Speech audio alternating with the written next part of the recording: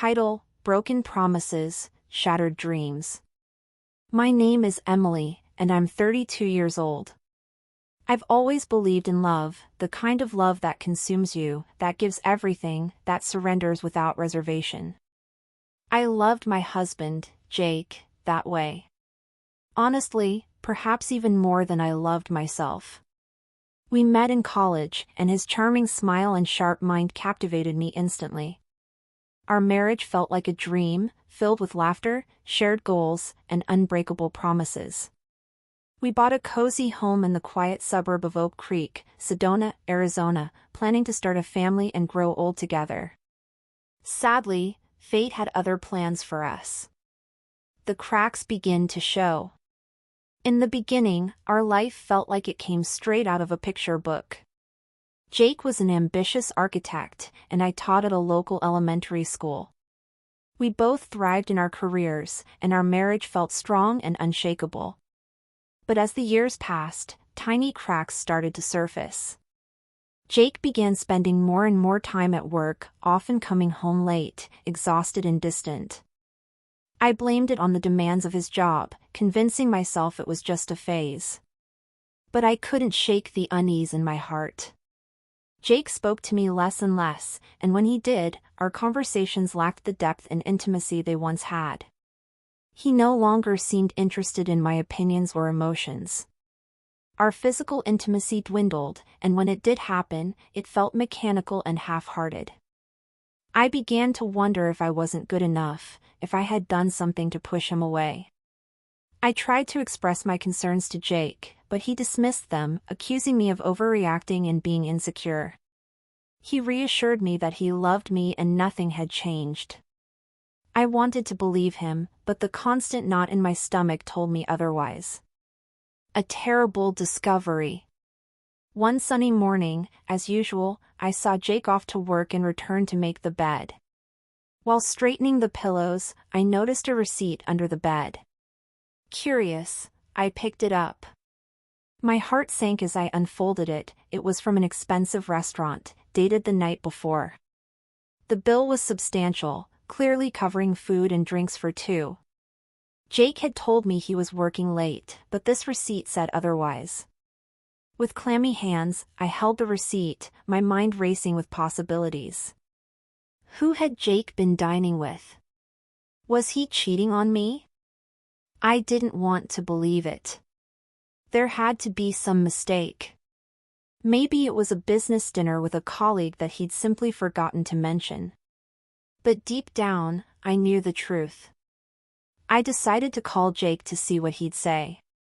He picked up, his voice as sweet as ever. I asked if he had worked late the night before, and without hesitation, he said, "Yes, I was working late. I had to finish a big project." His lie rang in my ears. I knew I had to confront him and get the truth. I told him we needed to talk and asked if he could come home early from work. He hesitated but agreed. The rest of the day passed in a blur. I tried to stay calm, but my mind wouldn't stop spinning. I had imagined a future with Jake, and the thought that he might be destroying it was suffocating. Jake came home at 6 p.m., his eyes tired but still as charming as I remembered.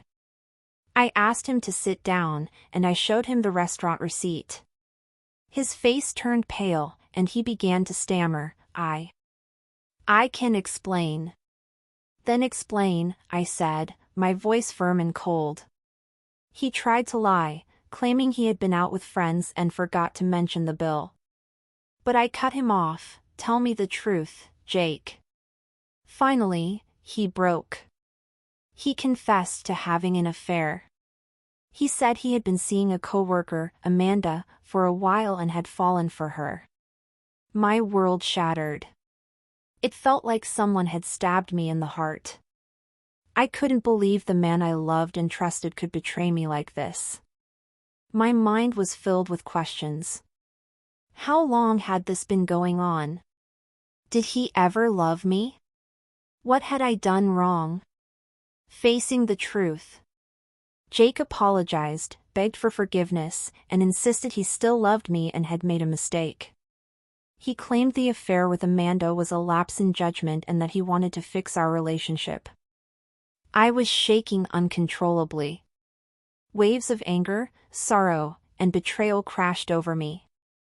I told him I needed time to process and that I had to leave. The next few days passed in a haze. I stayed at my friend Sarah's house. She was always there to support me. I couldn't eat or sleep and cried constantly. I couldn't believe my life had unraveled so quickly. Sarah encouraged me to seek therapy, and I'm glad I did. The therapist helped me process my emotions and understand what had happened. She reminded me that I had control over my future and deserved to be happy. As I gained clarity, I realized I couldn't stay with Jake. The trust had been broken, and I would never be able to fully believe him again.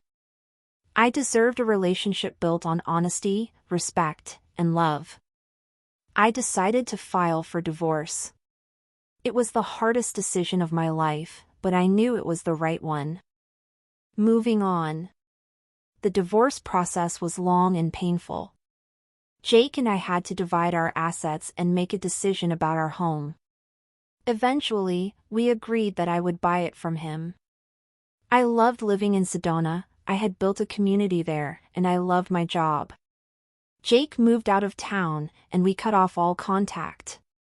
It was difficult, but I knew it was necessary for healing. The months following the divorce were incredibly lonely and painful. I wrestled with doubts and uncertainty about my future. Would I ever find love again? Would I ever heal the wounds in my heart? To help myself recover from the grief, I immersed myself in my interests. I joined a local art group, started volunteering, and began traveling. I made new friends and discovered new things about myself. Slowly, I began to open my heart again. I learned that it's okay to love myself and prioritize my own happiness. I also learned not to be afraid of vulnerability and to allow myself to be open to new experiences. A new beginning. One day, I went to a local cafe and met a charming man named David. We struck up a conversation, and we instantly connected. David was kind, funny, and intelligent. He made me feel at ease. We dated for a few months, and I started falling for him. He was different from anyone I had known, but in the best way. He respected me, listened to me, and always supported me. One day, David asked me to marry him. I hesitated at first. I had been hurt before, and I was afraid of being hurt again. But I loved David, and I knew in my heart that he was the right person for me. I said yes. David and I had a small, intimate wedding surrounded by close friends and family. It was the happiest day of my life. Epilogue. David and I have now been married for 6 years, and we're happier than ever. We've built a beautiful life together, and I'm grateful for him every single day. I learned a lot from what happened with Jake. I learned that love is delicate and must be nurtured. I also learned that loving yourself and prioritizing your own happiness is essential. And I learned that it's okay to be hurt, but it's not okay to let that pain stop you from moving forward. The events of my past shaped me into the person I am today. I discovered my strength and resilience, and I came out better and stronger. I'm no longer broken, I'm whole, and I'm excited about my future. By sharing my story, I hope to inspire others who have been through betrayal. Remember, you are not alone, and you can find happiness again. Moral of the story. It is possible to rebuild your life after betrayal. Even after going through pain, love and joy can be found again. The most important thing is to love yourself, prioritize your happiness, and not be afraid to love again. My friends.